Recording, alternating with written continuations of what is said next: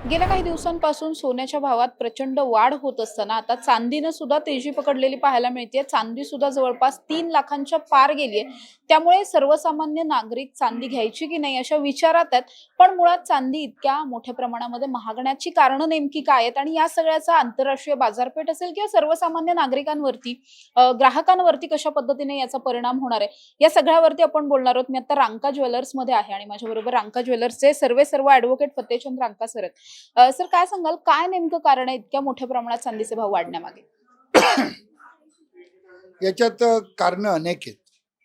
सगळ्यात मोठं कारण म्हणजे ETF मध्ये जी जमा असलेली चांदी लोकांनी त्यांनी परस्पर विक्रीच काढली 800 बिलियन डॉलरची, मिलियन डॉलरची. तेवढं प्रोडक्शनही नाहीये, सप्लाय नाहीये. त्यामुळे एक ती खळबळ वाजली आणि त्यामुळे चांदीचे भाव एकदम उसळले गेले. दुसरं सगळ्यात महत्वाचं डॉलरचं आपली दिवसेंदिवशी किंमत घटत चालली आहे, ते एक आहे. तिसरं कारण म्हणजे सध्या इलेक्ट्रॉनिक नंतर इलेक्ट्रिक आणि इंडस्ट्रीयल मध्ये चांदीची मागणी बेस्ट कंडक्टर म्हणून फार वाढली आहे. आता आपल्या बॅटरीच्या गाड्या आलेल्या आहेत, त्याला चांदी लागते. विमानाला एका बॅटरीमध्ये जवळजवळ 35 किलो चांदी जाते. आता एवढ्या स्कूटर्स, एवढ्या कार वगैरे आलेत, ती अचानक त्याच्या चांदीची डिमांड आहे. चौथं कारण म्हणजे आपल्या याच्यामध्ये सध्या युद्धाचं वातावरण प्रत्येक ठिकाणी, म्हणजे कुठेही अमेरिका पहा, इराण पहा, इस्रायल पहा, सगळीकडे युद्धाचं वातावरण आहे. तर शेवटी स्वतःची करन्सी कामाला येत नाही. ती जी कामाला येते त्यांच्याकडे असलेला सोनं किंवा चांदीचा साठा. उद्या शस्त्र खरेदी करायचे, इंधन खरेदी करायचं. त्यामुळे प्रत्येक देश आता आपल्याकडे सोनं आणि चांदी मोठ्या प्रमाणात खरेदी करायला लागले.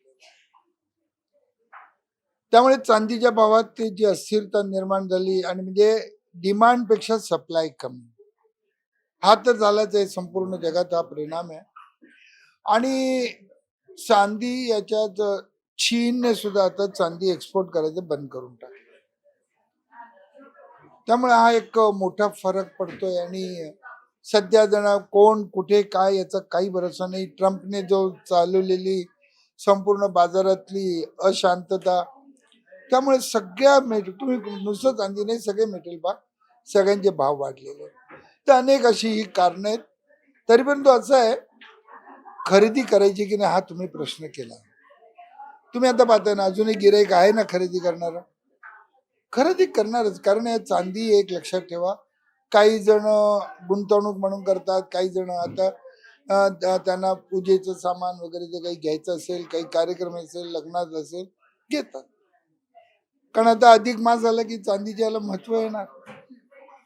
मग त्यावेळेला सुद्धा म्हणजे असं भाव वाढले म्हणून नाही, एक लक्षात ठेवा, सोनं चांदी याच्यावर आपल्या भारतीयांचा विश्वास फार मोठा आहे. आपल्या भारतीयांना करन्सीची म्हणजे कुठली शाश्वता दिसत नाही. कधी कुठली नोट बंद होऊ शकते, त्यामुळे लोक घाबरतात. त्यामुळे याच्यामध्ये आपले जे नागरिक आहेत, ते नागरिक सोनं चांदी हे गुंतवणूक करतात कॅशपेक्षा.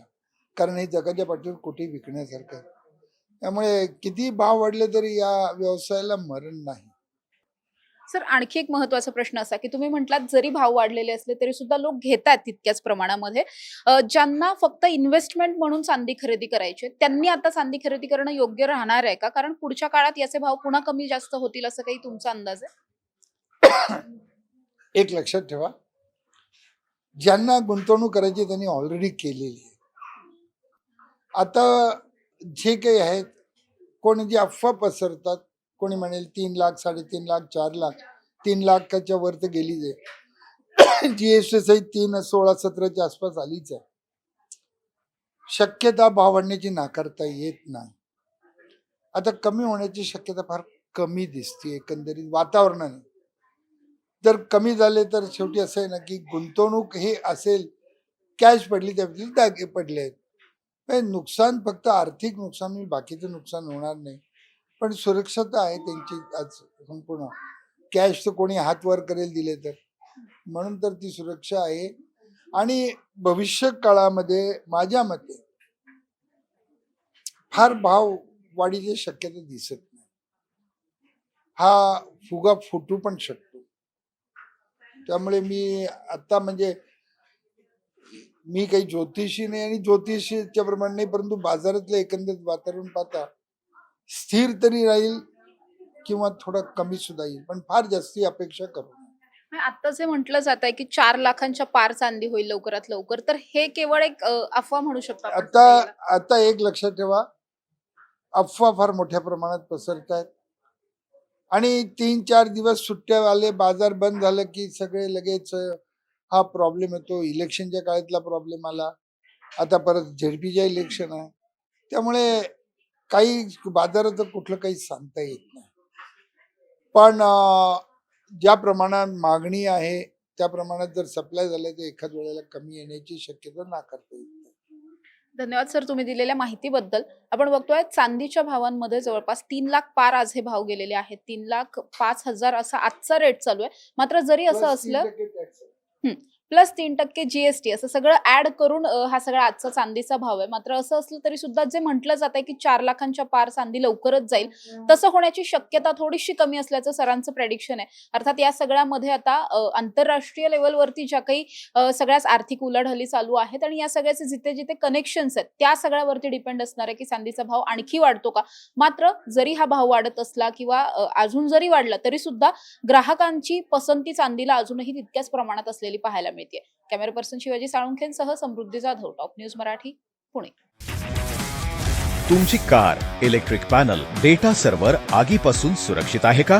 नाही? मग आजच बसवा F protect temperature activated fire suppression device. यामध्ये आहे eco friendly non toxic pressurised liquid, जे आग लागल्यास क्षणार्धात ऍक्टिव्हेट होऊन आगीवरती मिळवते नियंत्रण. बसवण्यास अतिशय सोपे आणि सुटसुटीत टेकालिपचे एक दर्जेदार उत्पादन एफ प्रोटेक्ट.